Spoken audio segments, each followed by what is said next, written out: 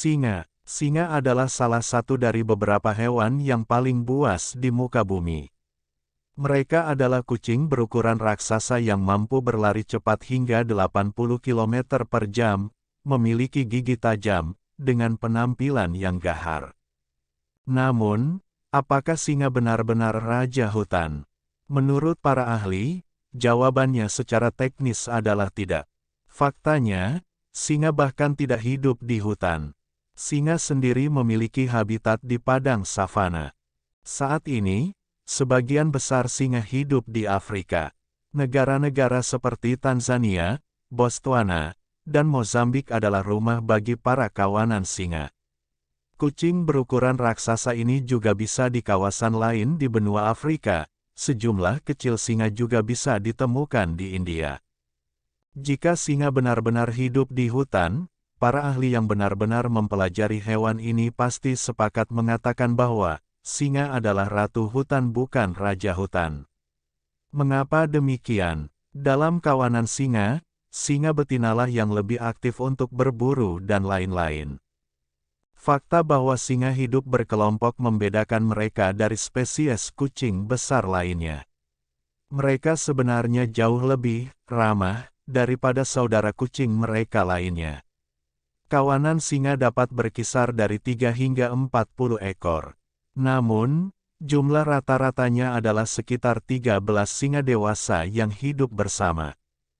Biasanya, kawanan tersebut sebagian besar terdiri dari singa betina. Faktanya, kawanan yang lebih kecil bisa saja hanya terdiri dari satu singa jantan dewasa. Tugas utama singa jantan dalam kawanan adalah sebagai pelindung. Auman singa dapat terdengar hingga 5 km yang berarti memperingatkan kawanan lain singa individu untuk menjaga jarak. Terlepas dari aumannya yang terdengar ganas dan gahar, singa jantan bukanlah pemburu utama dalam suatu kawanan.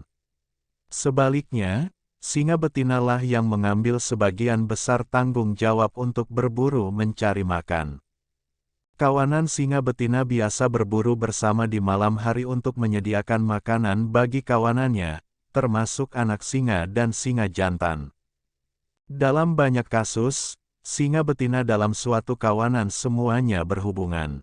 Mereka berbagi tanggung jawab membesarkan anak-anak mereka, bahkan seringkali melahirkan pada waktu yang hampir bersamaan. Mereka juga melindungi anaknya dari singa yang menyerang kawanannya. Kebanyakan singa betina akan hidup dengan kelompok yang sama sampai akhir hayat mereka.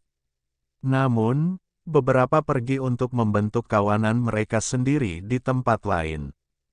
Sebaliknya, hampir semua singa jantan meninggalkan kawanannya saat mereka berusia sekitar 3 tahun. Sebagian besar akan hidup sendiri selama beberapa waktu.